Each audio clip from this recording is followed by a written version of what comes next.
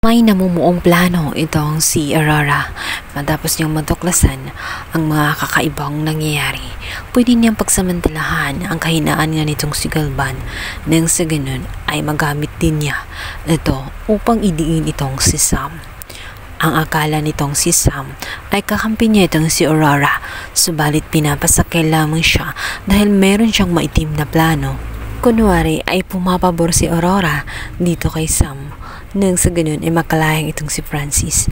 Sinabi nito na gagawin ni Sam ang lahat-lahat at sasamantalahin niya habang wala nga itong si George. Kailangan makahanap siya ng matibay na ebidensya nang sa ganun maituro talaga niya na si George ang may kasalanan, hindi siya. Bilang banda, nagmamadali naman itong si Ward habang hinihila nga itong kanyang ina na nag-uusap at itinuturong sa rin itong si Sam kung saan siya ang dahilan kung bakit nawawala ang kanyang anak at maaari umano na siya ang nagpatay kay Beverly.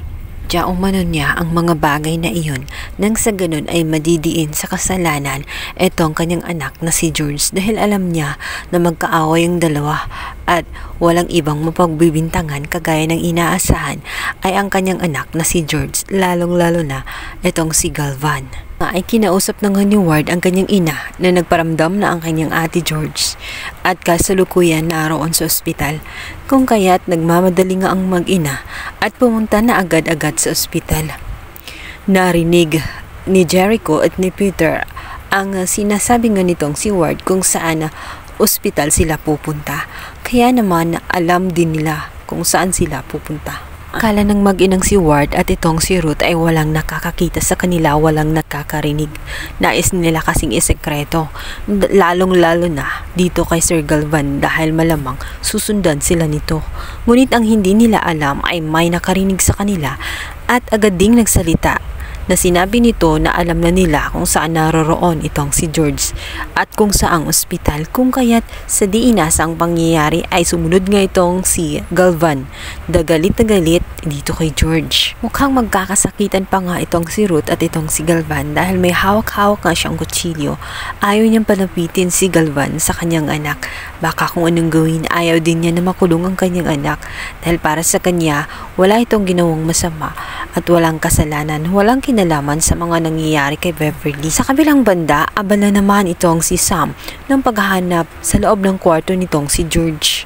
Sinasamantala niya habang walang tao. Hinahanapan niya ng ebidensya na makapagturo na talagang siya ang pumatay kay Basaw. Sam ay maingat din sa kanyang mga ginagawa. Nakagamit pa siya ng gloves sa kanyang mga kamay nang sa ganun ay hindi bumakat ang anumang fingerprint na maaaring ikapapahamak niya. Subalit ang hindi niya alam ay bigla namang darating itong osaserang si Vivian kung saan isa ding gold digger dahil nga sa likas na pakialamera itong si Vivian. Mukhang pera din siya. Ang kayamanan at ang alahas nga ni George ay pinakailaman niya. Yun pa kayang ginawa nitong si Sam kung saan pinakailaman ang loob ng kwarto nga nitong si George. Agad ngang makarating ito kay Galvan